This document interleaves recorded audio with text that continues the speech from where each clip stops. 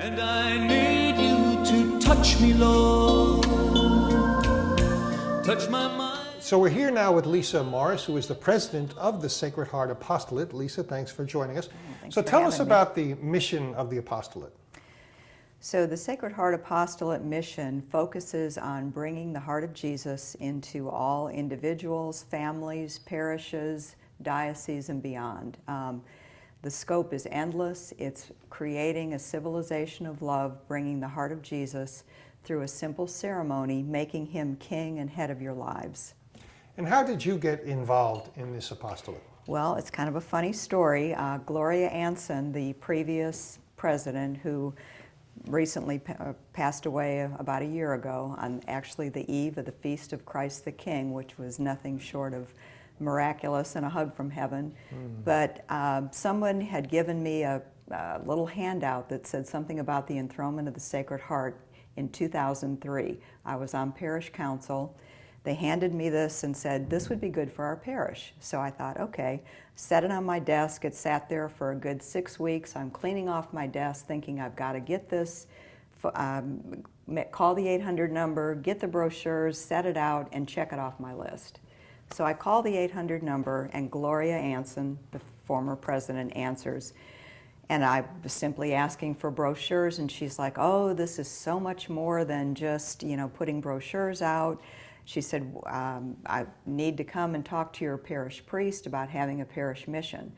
So an hour later, I'm still on the phone with her, and I'm thinking, okay, so I go and ask my parish priest if we could have a mission, a parish mission, and he normally takes a long time to make a decision. His immediate response was sure, which was nothing, again, short of miraculous.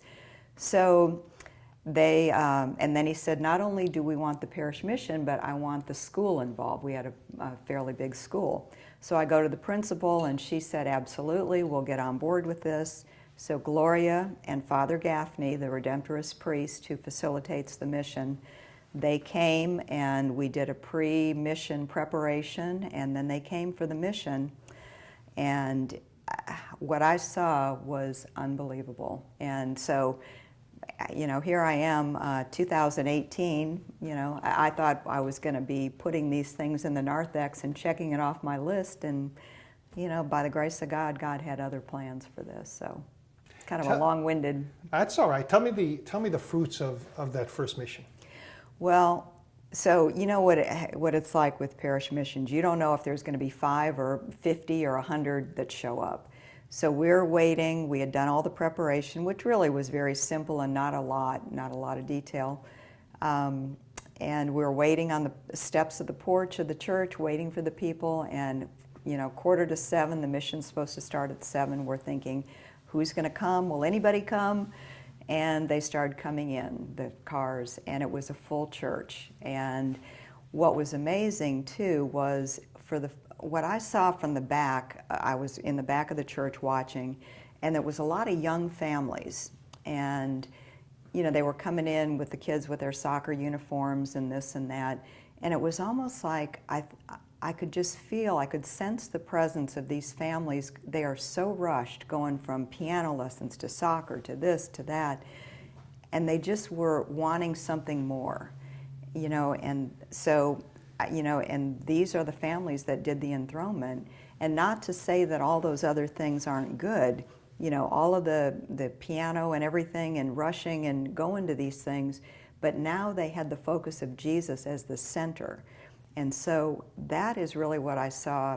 That was one huge fruit, because you could see the longing of these families for something beyond what they were living. It's just the craziness of the world. So, and the other thing was, it was the very first time, this was again in 2003, we had a Hispanic community at that time that was kind of growing, but it was the first time that we all came together as one.